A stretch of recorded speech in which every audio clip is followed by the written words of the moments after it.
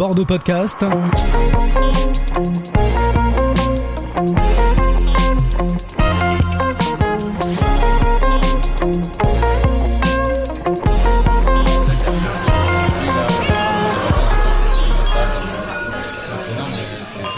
Depuis juin dernier, une furie douce a débarqué rue Notre-Dame à Bordeaux. Une sacrée nana qui fait bouger les lignes, les jeunes. Audrey, la patronne de ce petit bar à vin cosy et lumineux, a su dès les premiers jours imposer son rythme et son tempo. Logique, la jeune femme est musicienne et a plus d'une corde à son harpe. Pendant plus de 20 ans, elle a accompagné de Johnny à Benjamin Biolay les plus grands. Alors nous, on n'a qu'une envie, celle d'entrer dans la danse avec cette épicurienne. Alors Audrey, la musique, c'est toute la musique que tu aimes. Oui, en fait, effectivement, je suis musicienne depuis l'âge de 5 ans. J'ai toujours voulu faire que ça. Et j'ai eu la chance d'accompagner d'immenses artistes. Effectivement, comme vous l'avez dit, Johnny Hallyday, Benjamin Biolay, Laurent Voulzy, Nolwenn Leroy, enfin voilà, plein d'artistes très différents. Et ça a été une carrière très très riche, tout à fait passionnante.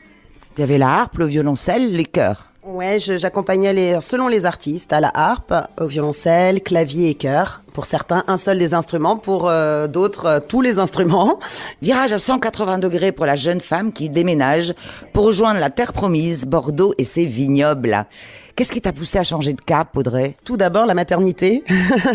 C'est difficilement conciliable avec le fait d'être en tournée en permanence, d'avoir un petit. Et puis, une envie immense aussi de me rapprocher de l'océan, de venir vivre ici à Bordeaux, d'offrir une autre vie à mon petit garçon. La première raison, c'est celle-ci, c'était de venir à Bordeaux et de me rapprocher de l'océan. Et comment l'envie d'un bar à vin est-elle née et surtout s'est-elle concrétisée ? Alors, c'était un long moment de réflexion parce que, comme je vous le disais tout à l'heure, je n'ai fait que de la musique et je n'avais voulu être que musicienne toute ma vie. Donc d'abord, bien réfléchir et puis en fait, une deuxième passion s'imposait à moi, c'était quand même effectivement la gastronomie et l'œnologie.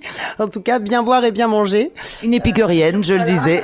Voilà, ça allait de pair avec la musique pour moi. Donc j'ai entamé une formation en œnologie et sommellerie juste avant mon départ à Bordeaux, en ayant l'idée de monter mon petit bar à vin dans lequel il y aurait toujours par contre un lien avec la musique. Et je l'avais imaginé effectivement avec ce piano comme c'est là au Furie Douce, incrusté dans la vinothèque. C'était la première idée, c'était ça. C'était une belle vinothèque avec un piano incrusté dedans pour permettre des petits concerts éventuellement et que la musique, la bonne gastronomie et le bon vin soient intimement liés. Et l'alchimie prend très très bien au Furie Douce, ça je vous le concède. On va passer derrière le bar, côté cuisine, au Furie Douce.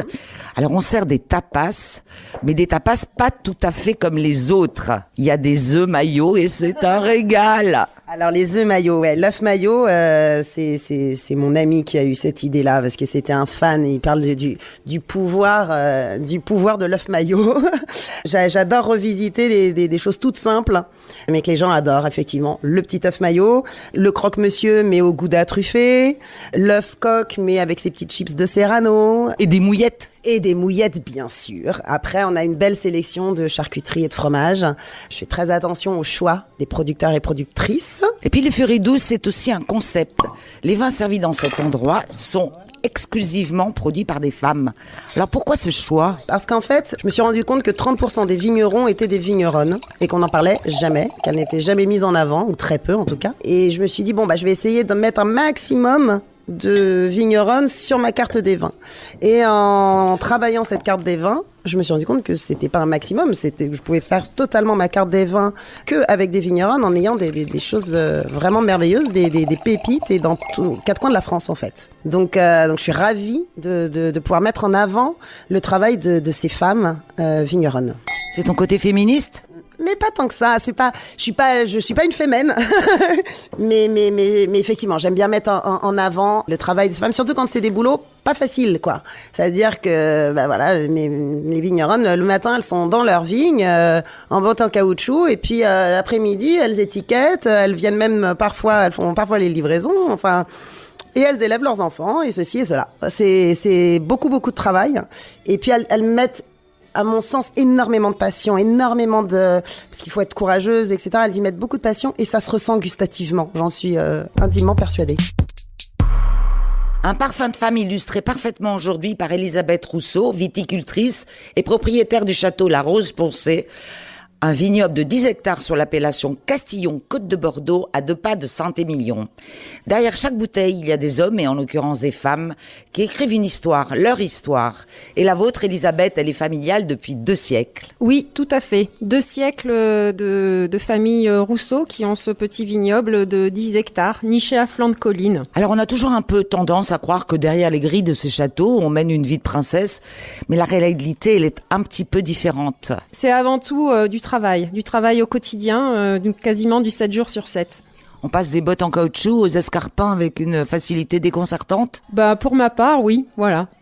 Alors c'est un métier difficile, lié en permanence aux éléments et aux éléments qui décident, pour le meilleur, mais parfois pour le pire. Tout à fait, ça fait déjà quelques années que Dame Nature n'est pas vraiment clémente avec le vignoble de la Rose Poncé. J'ai subi quelques coups de gel ces 2017 et 2019 d'une façon vraiment importante. Et on est accroché à ces vignes du 1er janvier au 31 décembre, j'imagine. Oui, alors aux vignes du 1er janvier jusqu'au 10 octobre, on va dire, et puis ensuite c'est surtout au chai, où là le travail est vraiment intense. Vous avez une grosse équipe avec vous? Je suis toute seule en semaine et j'ai un mari formidable qui bosse avec moi à temps plus que complet tous les week-ends. Une vraie affaire de famille. Totalement. Avec vous, Elisabeth, on va faire la fête avec les anges.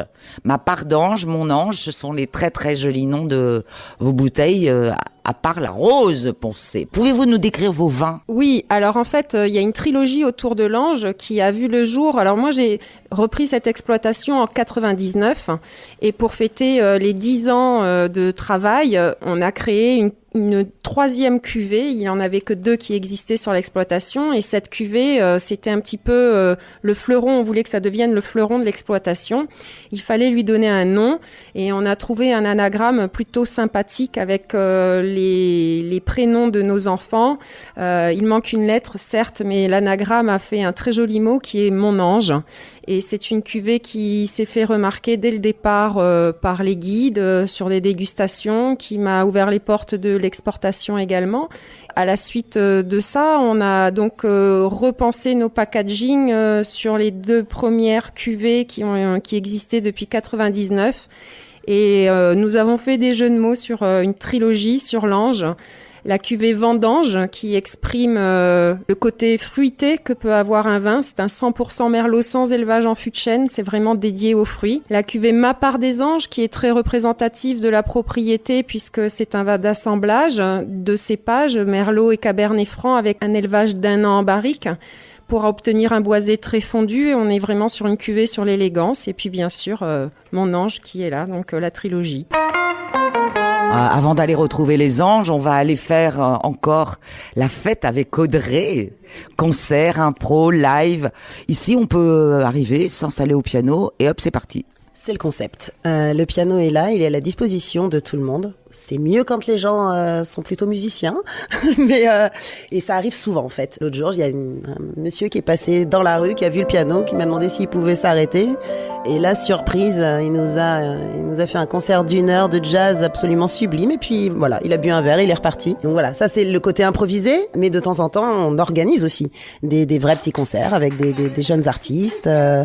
Où ça part éventuellement après un peu en improvisation collective. En live. Voilà, exactement. Dernière chose, tu t'es engagée auprès d'une association très récemment. Oui, je me suis engagée auprès d'une association qui s'appelle Un Rien C'est Tout. J'en suis très heureuse parce qu'elles avaient que des très grosses structures qui s'étaient engagées avec elles. Et surtout, le hasard, je les ai contactées et le hasard a voulu qu'en fait, elles étaient de Bordeaux. Et en plus, c'était des femmes, ce que je ne savais pas du tout au moment où je les ai contactées. Le concept, c'est de rajouter 1 euro à son addition. 1 euro ou plus. Mais 1 euro minimum à son addition, donc c'est-à-dire pas grand-chose, pour contribuer à un projet. Et le projet est très concret. Donc là, en l'occurrence, le premier projet choisi, c'est l'élaboration d'un jardin solidaire à Bordeaux. C'est combien le ticket moyen au Furie Douce, Audrey? On va dire que c'est une vingtaine d'euros. En fait, c'est très variable. On a des personnes qui viennent peut-être des fois 2-3 fois par semaine, juste boire un verre de vin, grignoter un houmous ou un œuf mayo, et qui rentrent ensuite chez eux se faire dîner ou vont ensuite au restaurant. Je pense qu'il vaut mieux réserver, alors on rappelle l'adresse. Oui, le 109 rue Notre-Dame à Bordeaux, dans ce joli quartier des Chartrons. Et le numéro de téléphone des Furies Douce, c'est le 05 57 09 12 97.